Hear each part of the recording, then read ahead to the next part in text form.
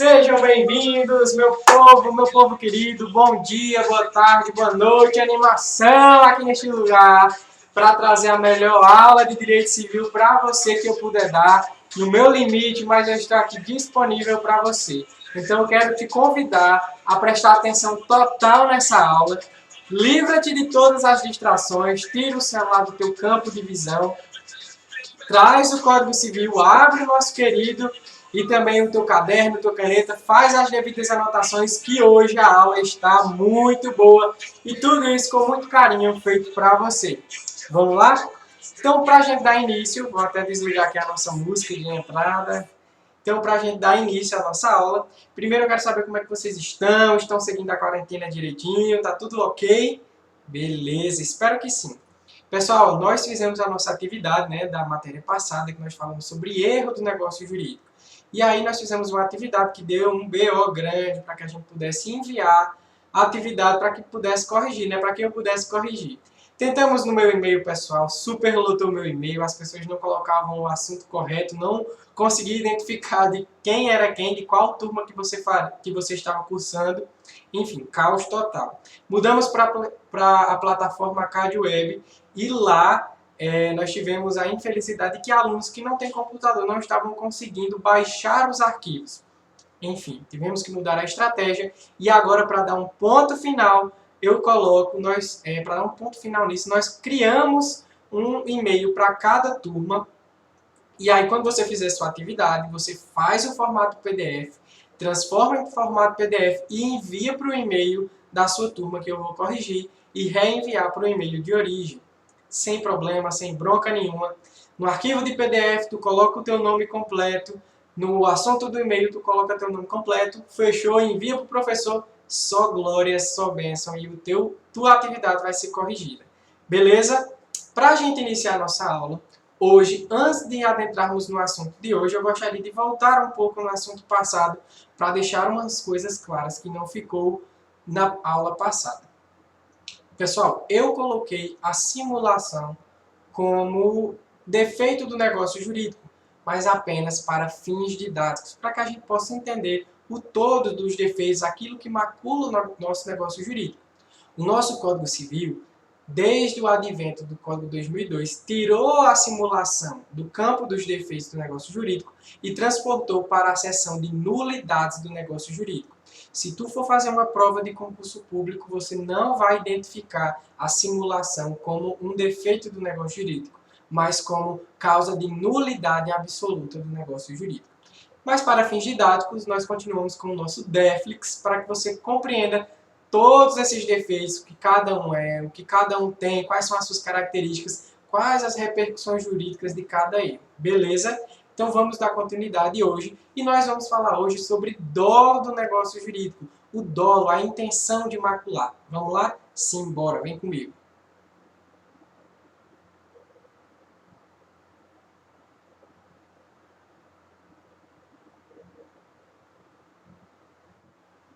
Então vamos lá, pessoal, dar início à nossa aula. Espero que dessa vez grave tudo direitinho. Vamos lá. Defeito do negócio jurídico, pessoal. Nós vamos dar continuidade. Na aula passada nós falamos sobre erro, quais são as suas espécies, quais são as suas consequências. Fizemos uma atividade massa.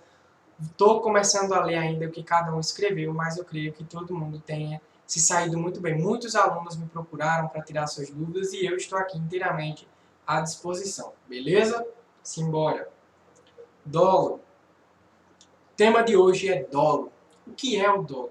Primeiro, para que a gente possa dar início a essa aula, eu quero que você entenda que dolo é diferente no Código Penal para o Código Civil. Na seara penal existe um tipo de dolo e na seara civil existe outro tipo de dolo. Para nós, importa o dolo no direito civil.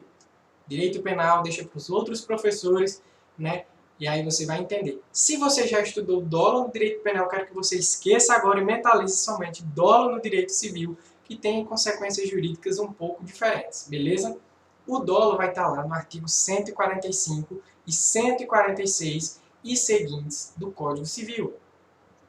A gente vai trazer alguns conceitos, quais são as suas modalidades, o que de fato é o dolo, E aí você vai pontuando, grifando no seu Código Civil, fazendo as remissões para que essa aula seja o máximo produtiva para você, ok?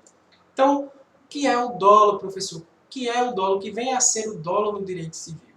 Pessoal, o dolo é aquela intenção de ludibriar, a intenção de macular, a intenção de prejudicar, a intenção de agir de má fé, de fechar o negócio jurídico, na verdade. De prejudicar não, de fechar o negócio jurídico. Então a pessoa ela utiliza de artifícios, de mentiras ou até de omissões para conseguir fechar o negócio jurídico com aquela parte e obter uma vantagem para si. Ok? Então, o conceito de dolo é o seguinte. Dolo, segundo Clovis, que eu não vou me arriscar a ler este nome, Bevilacqua, sei lá, enfim. O Clovis, segundo ele, que é um doutrinador, né, civilista, o emprego do artifício astucioso para induzir alguém à prática de um ato que o prejudica e aproveita ao autor do dolo ou a terceiro. E a gente vai estudar uma modalidade de dolo lá, que é o dolo do terceiro, que é uma terceira pessoa que também vai oferir vantagem com o fechamento daquele negócio jurídico viciado com o dolo. Então o dolo é aquela artimanha, é aquela intenção, a má-fé produzida. Ela pode ser através de uma atitude de má-fé ou uma omissividade, ou uma omissão, então uma omissão de má-fé, com o intento de fazer com que a outra parte feche o negócio jurídico. No dolo, uma pessoa de má-fé induz a outra a erro em um negócio jurídico. Opa! Professor, o senhor disse que uma pessoa agindo com dolo, ela induz outra a erro. Aí a gente vai confundir erro do negócio jurídico com dolo, porque erro também não é isso. É você se enganar acerca de uma qualidade do negócio jurídico que você acabar contraindo. Basicamente, pessoal, prestem atenção. No erro, a pessoa se engana sozinha. Ela não precisa de um terceiro ou precisa da outra parte para se enganar. Ela se engana sozinha, ela se equivoca acerca do negócio jurídico, ou acerca de uma qualidade do objeto, ou acerca de uma qualidade da pessoa essencial, né, que nós estudamos o erro substancial, e ela se equivoca sozinha, sem precisar da intervenção ou da indução de uma pessoa. No dolo é diferente. Essa figura é mais ativa. Eu intento, eu induzo alguém a entrar no erro. Precisa de uma pessoa induzindo outra a entrar no erro, agindo com má fé para que você erre e feche o negócio jurídico. No erro, você engana-se sozinho. No dolo, você é induzido a erro por outra pessoa. Tranquilo? Fácil até aí, né? Então, o que é o dolo principal? Nós temos no artigo 145 o dolo principal. Dolo principal é aquele que dá causa ao negócio jurídico, sem o qual ele não teria concluído, acarretando a possível anulação daquele ato negocial.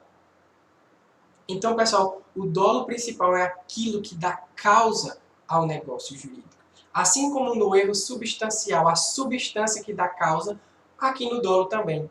Só vai fechar o negócio jurídico porque eu, de forma maliciosa, induzi através do dolo aquela pessoa a fechar o negócio jurídico. Se eu não tivesse feito nenhuma artimanha, tivesse sido realista com aquela pessoa, ela jamais fecharia o negócio jurídico. Ela foi, então, induzida de má fé a fechar o negócio jurídico. Mas para que aquele negócio jurídico seja passível de anulação, é necessário que seja provada a má-fé do agente. Então aqui, se for provada a má-fé do agente, o negócio jurídico poderá ser anulado. Então nós precisamos provar a má-fé do agente e também que seja uma causa determinante, que o dolo seja a causa principal do negócio jurídico. Se esse dolo não existisse, nós nunca fecharíamos aquele negócio. Aí o artigo 145 diz o seguinte: são os negócios jurídicos anuláveis por dolo quando este for a sua causa. É justamente isso que eu falei para vocês. Grifem aí essa parte, pessoal, quando este for a sua causa. Quando o dolo for a causa principal do negócio jurídico, sem o qual o negócio jurídico não seria fechado, aí nós estamos diante de um dolo passível, desde que provado a má-fé do agente, de anulação. Seria passível a anulação daquele ato negocial. Vamos para um exemplo. Eu vou a uma loja e aí eu digo que quero comprar um relógio de ouro, um relógio original de ouro. E aí o vendedor, imbuído de má fé, pega um relógio falso, uma réplica de latão, tingida com tinta dourada, e diz que é original, garante, afirma para mim, não, Leonardo, esse aqui é original, pode confiar, minha palavra, aqui é a palavra de homem, confia em mim. E aí eu vou lá, ludibriado, enganado, enrolado, induzido a erro, e vou e compro o relógio acreditando ser original. Aí o cara diz, olha, você pode tomar banho de praia, pode tomar banho de piscina, não mareia de jeito nenhum. Lá vai eu tomar banho de praia, né, lá em Natal, tomar banho na piscina, quando eu saio o relógio está desbotando, a tinta está desmanchando e enferrujando. Eu fui enganado, eu fui ludibriado, induzido a erro, através do dolo, de má fé, de uma pessoa. Então, aquele negócio jurídico, desde que provada a má fé do vendedor, porque é possível que ele saiba, né, que aquele relógio era de ouro ou era de latão e ele estava vendendo como se ouro fosse, através da má fé, esse ato jurídico pode ser anulado. Aqui nós temos uma atitude, ele me enganou, mentiu para mim, dizendo que aquele relógio era uma original, era de ouro e não uma réplica de latão. Outro exemplo, pessoal, do dolo principal é o seguinte: eu vou comprar um carro, chego na concessionária, né, de carros usados, porque a gente sabe que aqui no Instagram vamos comprar um carro seminovo. E aí eu vou perguntando, e o cara só, beleza, é isso mesmo. Ele omite informações naquela compra. Ele não me fala que aquele carro já bateu o motor umas 5 vezes, que é uma informação necessária, porque se ele está batendo o motor frequentemente é porque ele tem algum problema que não está conseguindo uma solução. Mas ele, ó, boca de siri, finge que nada está sabendo, apesar dele saber que existe um vício naquele motor daquele carro. E eu, feliz da vida porque comprei o meu carro, vou para casa com um carro que tem o motor batido. Durante o trajeto para casa, o motor vai lá e bate mais uma vez. Este negócio jurídico é passível de anulação, porque eu fui induzido por erro através de uma omissão. Ele mentiu, ele não mentiu, ele omitiu uma realidade acerca daquele carro. Uma mentira, uma omissão intencional. E nós vamos estudar mais à frente onde se configura esse dolo, onde existe uma omissão. Então nós podemos perceber que o dolo pode ser tanto uma atitude mentirosa como uma omissão. E nós vamos ver daqui a pouco na frente. Tranquilo? Então, o dolo principal é aquilo que dá causa ao negócio jurídico, sem o qual não existisse aquele dolo e eu soubesse da realidade de ambos, nos ambos exemplos, eu jamais fecharia o negócio jurídico. Diferente de erro, mais uma vez, no erro eu engano-me sozinho e no dolo eu sou induzido a erro por uma pessoa. Quais são, então, os princípios, os principais requisitos do dolo principal? Para que o dolo seja configurado, para que a gente possa requerer a anulação daquele dolo principal, é necessário que haja a intenção de induzir o declarante a praticar um negócio lesivo à vítima.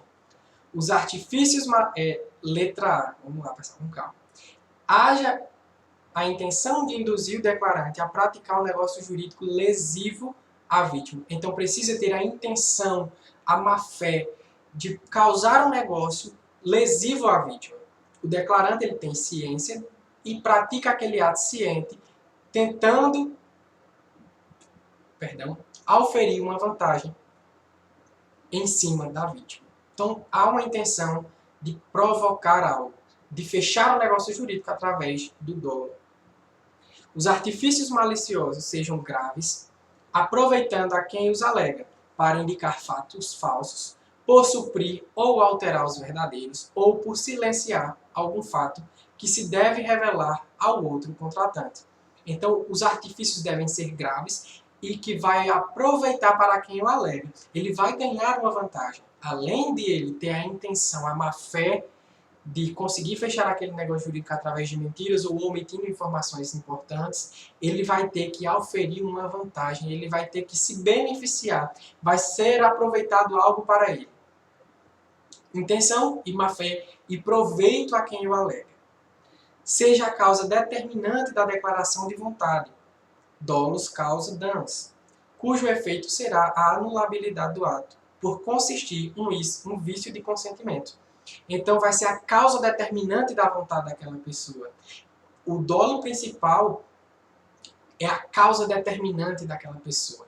Então, eu só vou adquirir aquela coisa porque eu fui induzido a erro. Se eu soubesse a realidade dele, eu jamais adquiria. Então, é um dolo principal. E os 3 requisitos, né? Então, a intenção de prejudicar, de praticar um negócio lesivo, ter uma vantagem em cima daquele negócio que está sendo praticado, né? Que os atos maliciosos sejam graves e que seja uma causa determinante da vontade daquela pessoa que está adquirindo, fechando o negócio jurídico, né? do declarante. Esses são os requisitos para que seja anulado o negócio jurídico. E aí, pessoal, existe também o dolo acidental. Assim como no erro tem o erro, né, o substancial, o erro essencial, e nós temos o erro acidental, aqui na figura de dolo nós temos o dolo acidental também.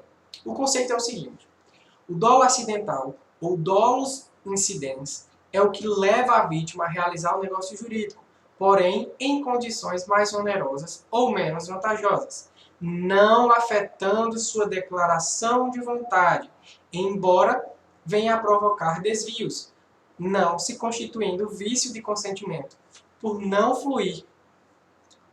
influir diretamente na realização do ato negocial, que se teria praticado independentemente de emprego ou das manobras astuciosas.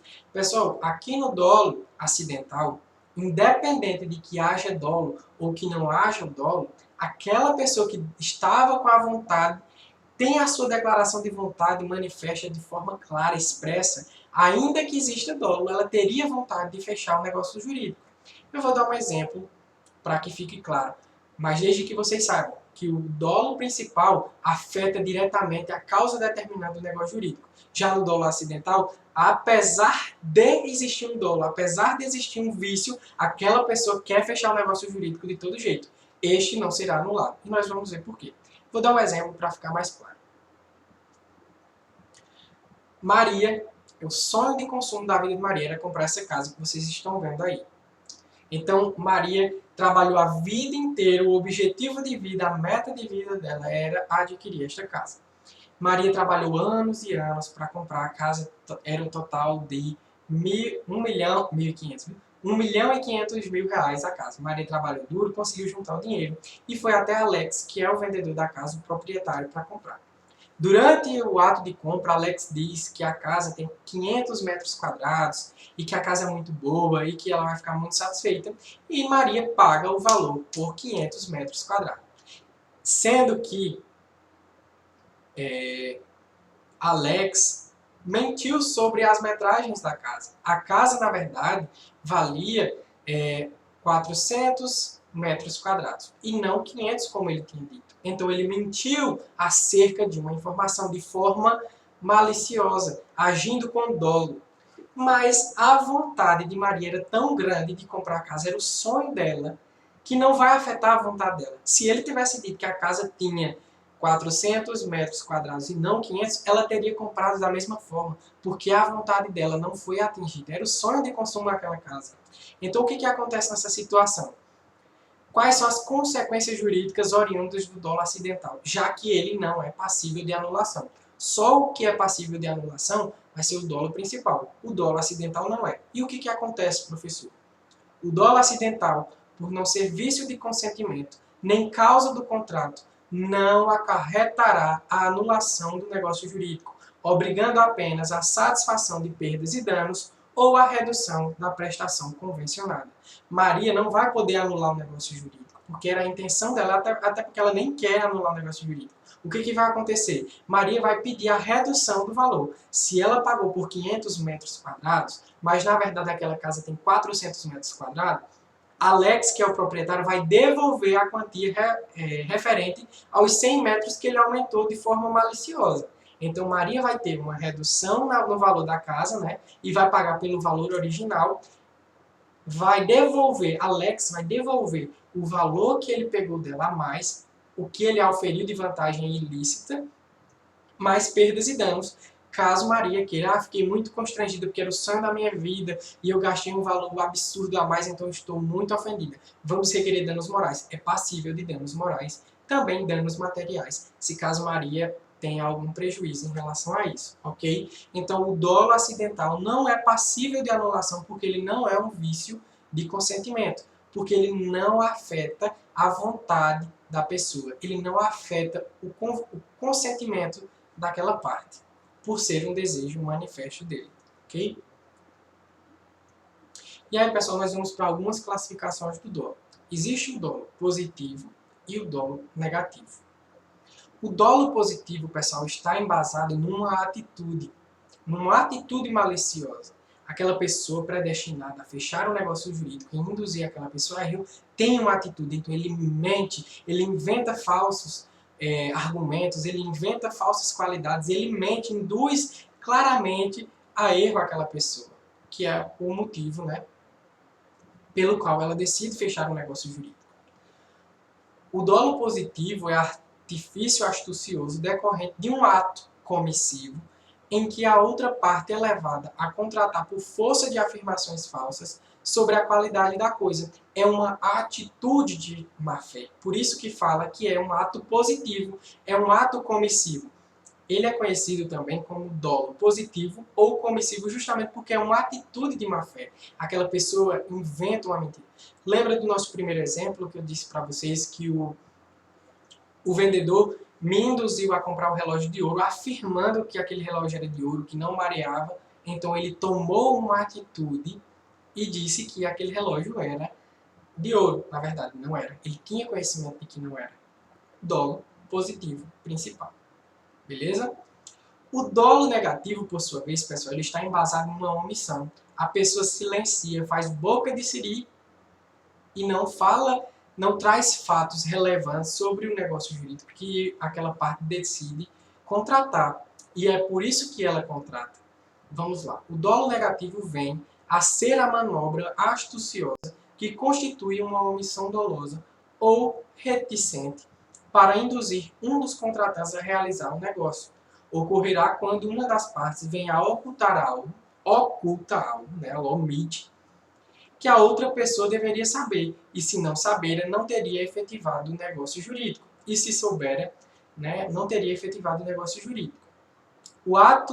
O dolo negativo acarreta anulação se for principal. Como eu já falei para vocês, se o dolo positivo ou negativo for acidental, não anula o negócio jurídico. Mas se for principal, tanto a atitude dolosa quanto a omissão dolosa podem anular o negócio jurídico. Vamos aqui para um exemplo de negócio jurídico de dolo negativo ou dolo omissivo. Lembra daquele primeiro exemplo que eu citei para vocês do carro? Que aí eu vou na concessionária comprar o carro e o cara omite a informação que aquele carro já bateu o motor várias vezes.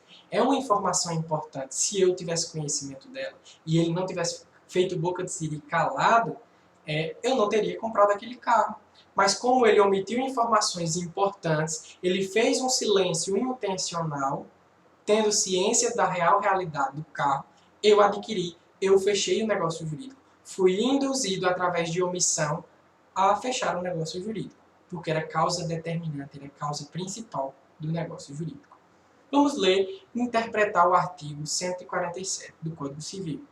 Artigo 147 diz o seguinte: nos negócios jurídicos bilaterais, o silêncio intencional, grifa aí no teu código, silêncio intencional, de uma das partes a respeito de fato ou qualidade que a outra parte haja ignorado, constitui omissão dolosa, provando-se que sem ela o negócio não teria sido celebrado.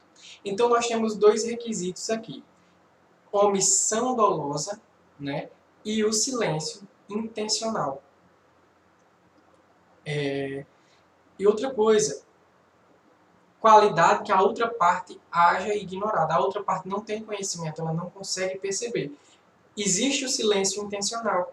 E aí o silêncio intencional vai funcionar de quais formas? Eu tenho conhecimento do vício que aquele carro tem e eu fico calado. tranco aqui 7 chaves e jogo a chave fora.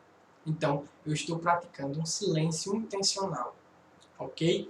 É nessas formas em que pode-se presumir que você saiba daquilo e você se cala, você se omite acerca das qualidades essenciais daquele objeto, causando um prejuízo para quem contratar. Então você está lá omitindo, causando um silêncio de forma intencional. E o outro requisito é que a outra parte tenha total desconhecimento.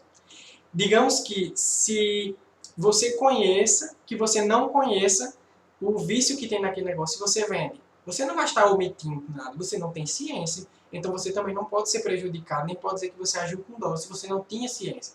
Digamos que aquele cara que está vendendo não tem ciência de que aquele carro já bateu o motor tantas vezes, e ele me vende.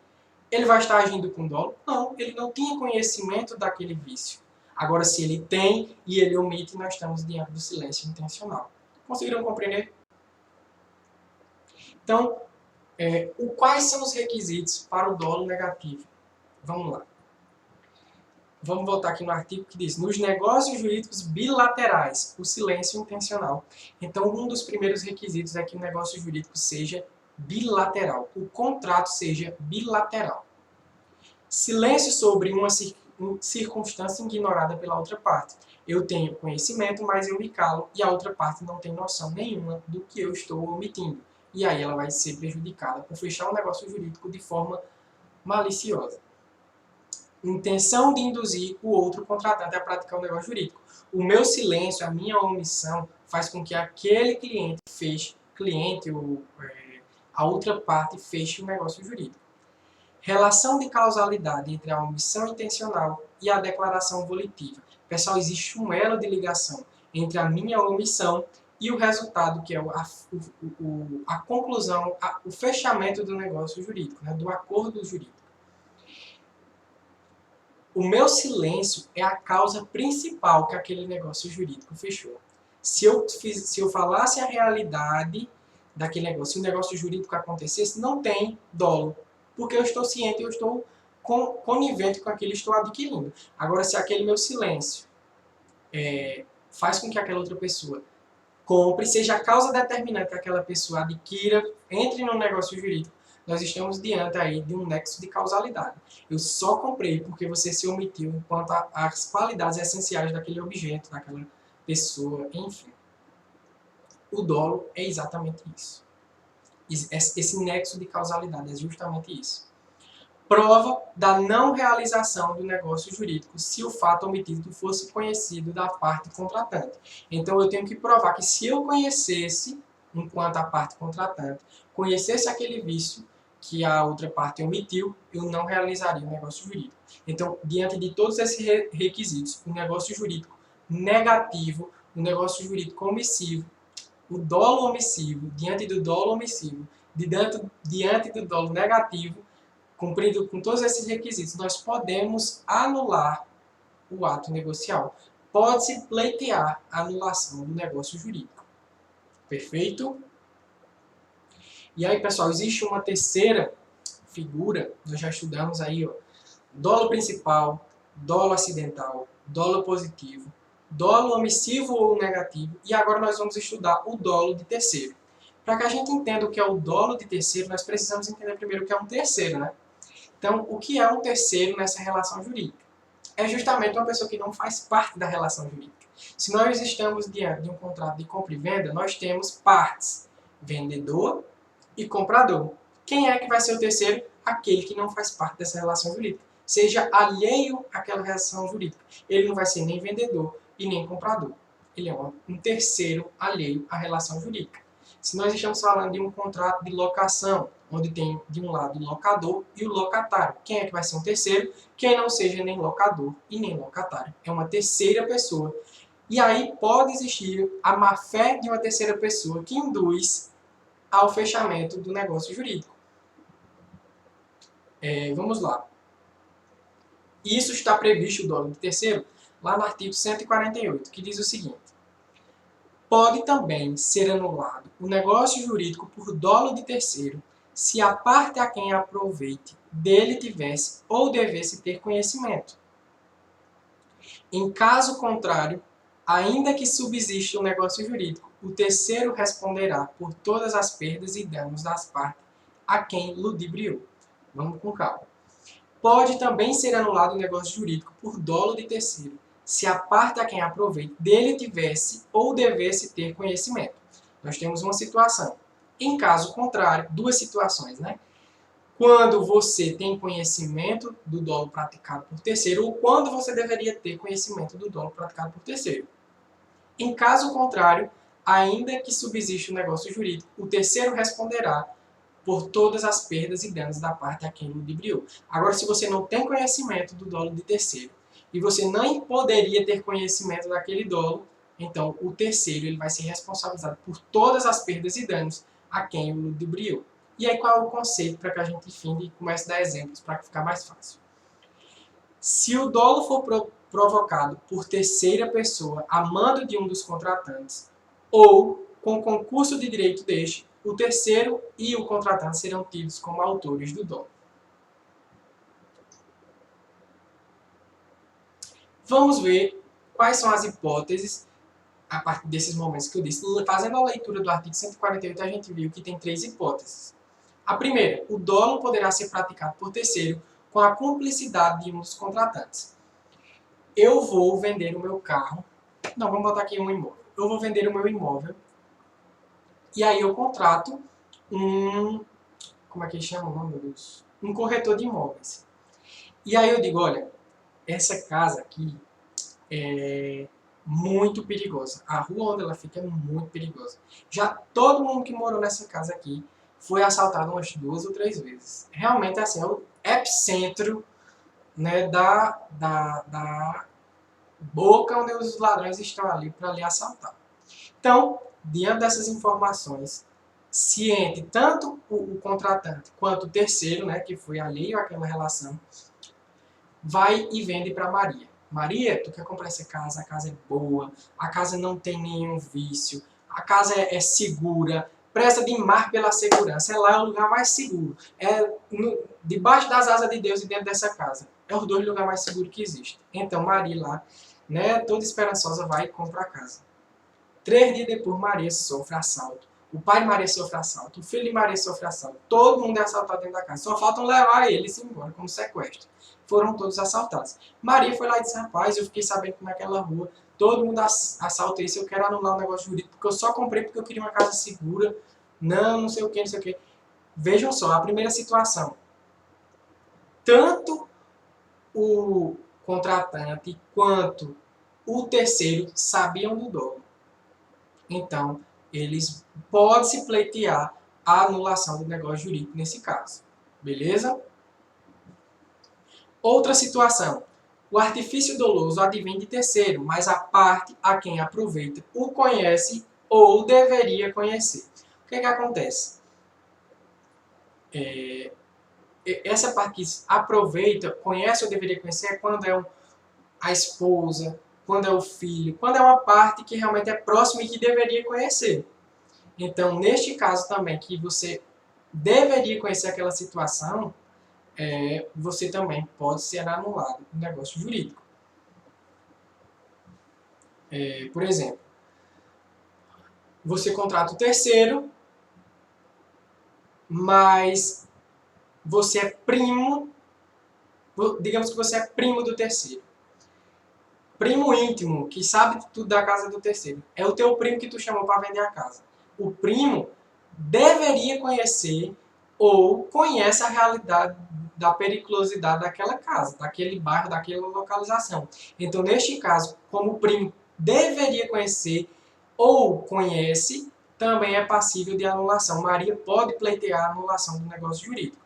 Agora, vamos para a terceira situação.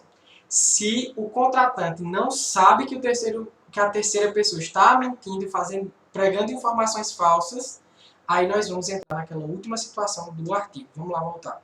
Que diz o seguinte: em caso contrário, ainda que subsista o negócio jurídico, o terceiro responderá por perdas e danos e a quem o ludibriou. Digamos que eu contratei aquela pessoa para vender aquele meu imóvel. E aquela pessoa, eu não tenho ciência do que aquela pessoa vai falar. E eu digo, olha, informe para a pessoa que aqui é muito perigoso, que realmente todo mundo que chegou aqui sempre foi assaltado. E aquela pessoa querendo vender o imóvel de todo jeito mente. O terceiro vai lá e diz, olha, a casa é muito segura. Só que o contratante não tem nenhuma ciência de que o terceiro está inventando mentira, de que o terceiro está mentindo. Maria não vai poder anular aquele negócio jurídico, mas ela vai poder requerer, de acordo com a segunda parte do artigo 148, perdas e danos do terceiro. Então o terceiro ele vai ser responsável por pagar perdas e danos a Maria, que foi prejudicada, ludibriada de forma dolosa. Tranquilo? Então essas são as hipóteses de dolo de terceiro. Então, quais são as consequências do dolo de terceiro? Nas duas situações, nós temos a anulação do negócio jurídico, né? Quando o contratante e o terceiro têm conhecimento e estão trabalhando em complô, ou quando o contratante e o terceiro deveria conhecer ou conhece a situação, poderia conhecer. Na situação de ser um primo, um amigo íntimo, a esposa, o filho, ele deveria conhecer a situação. Então, também é passível de anulação. Se o terceiro mente sozinho, nenhuma das partes tem ciência daquela mentira, então não pode ser anulado o negócio jurídico. Vai ocorrer a manutenção do negócio jurídico, mas o terceiro será responsabilizado por perdas e danos. Superado, tranquilo. Pessoal, eu só vou ver aqui se está gravando tudo certinho para vocês. Só um segundinho.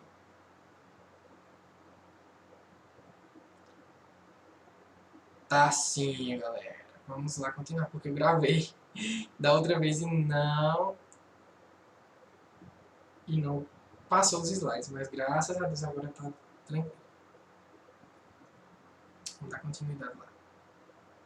Se a internet me ajudar agora. Foi. E aí, pessoal, nós vamos para a última figura, né, que é o dolo de representante. Como é que funciona esse dolo de representante? Ele vai estar disposto lá no artigo 149 do Código Civil. Abra aí teu código, vamos lá. O dolo do representante legal de uma das partes só obriga o representado a responder civilmente até a importância do proveito que teve. Se, porém, o dolo for do representante convencional, o representado responderá solidariamente com ele por perdas e danos.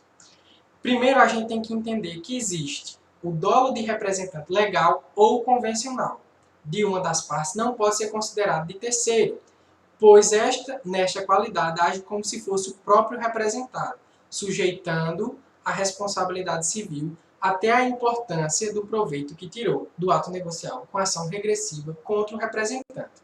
Então vamos lá. O que é um representante? Representante é aquela pessoa que tem legalidade atribuída por lei para lhe representar nos seus atos civis, ou você, através de convenção e acordo, escolhe uma pessoa para lhe representar. Então, o representante legal é aquele que a lei escolhe quem vai te representar. No caso dos filhos, nós temos os pais como representantes legais ou tutores como representantes legais. A lei confere a eles o poder de representá-los. Já os representantes convencionais, eu escolho quem vai me representar, certo? E aí o dolo de representante é quando esse representante, que é legal ou convencional, age com dolo para fechar um negócio jurídico e obtém alguma vantagem, ok? Não se confunde com dolo de terceiro. Ah, professor, mas não é uma terceira pessoa? Não, porque o representante ele tem autorização para agir como se fosse você. O terceiro não. O representante age como se fosse você. Você outorga poderes, ou a lei outorga poderes, para que ele haja em seu nome. Está agindo no seu nome. Então vamos ver cada uma das situações. O representado deverá restituir o lucro ou vantagem oriunda do ato doloso se seu representante ante o princípio que vê do enriquecimento ilícito sem causa, tendo, porém, um acto de inverso. E se o representante for convencional, deverá responder solidariamente com ele por perdas e danos. Vamos entender o que nós acabamos de ler. Se o representante for legal, só vou responder naquilo que eu obtive vantagem. Vamos entender aqui a situação. Meu pai, eu sou menor, tenho 16 anos, meu pai vai estar lá me representando, né? Ria de trás para frente. Ria, representante, absolutamente incapaz. Assistido, relativamente incapaz. Ok? Então, o meu pai vai estar lá me representando, eu tenho 16 anos, e o meu pai vai estar lá me representando. Ele vai vender um carro que é meu.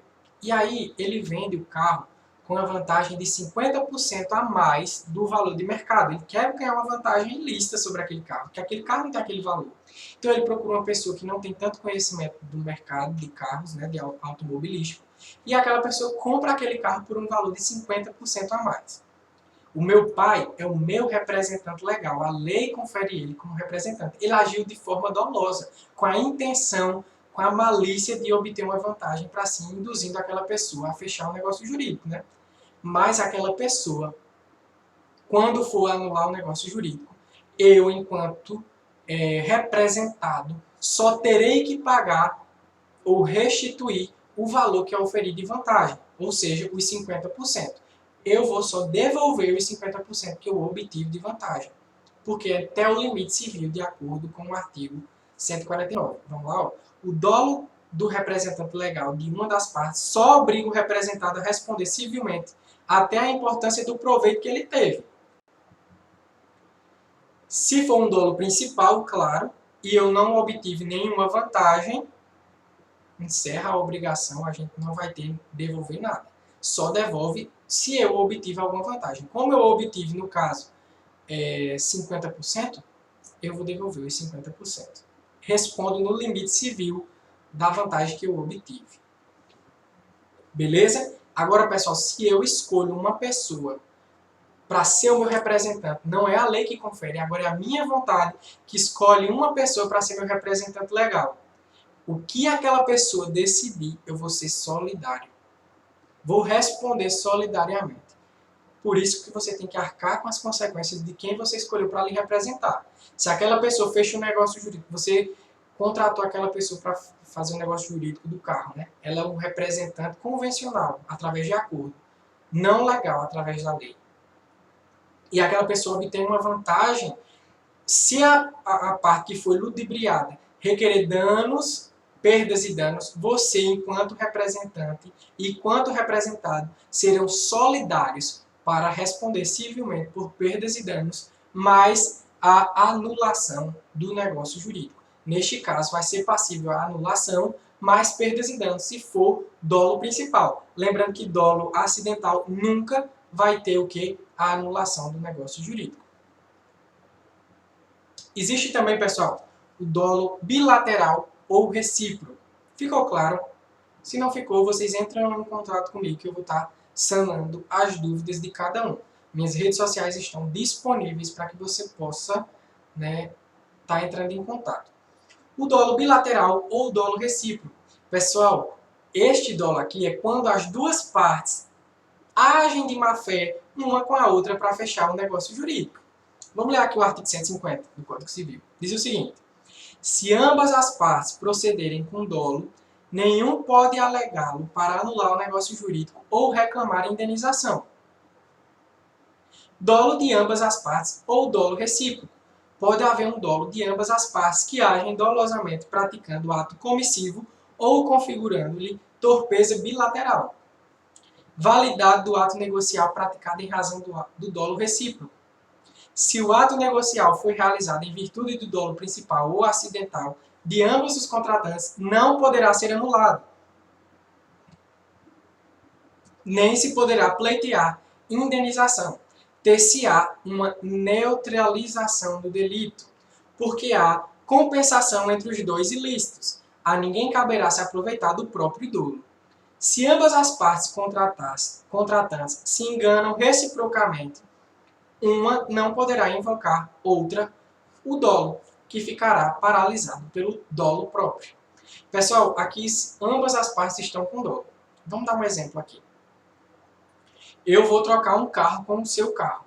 Aí eu digo que meu carro nunca bateu o motor.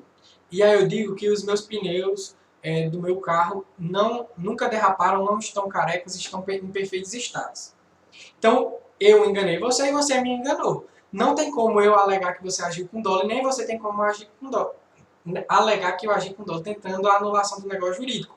Há uma neutralização, porque ninguém pode arguir em benefício próprio o dolo que você usou. Se eu usei dolo e a outra pessoa também, ambos não poderão alegar o dolo e o negócio jurídico não será anulado. Haverá uma neutralização nesse sentido. Basicamente é isso. Finalizamos aqui. Vamos voltar para a tela. Só um minutinho, vamos aparecer aqui na tela principal para vocês.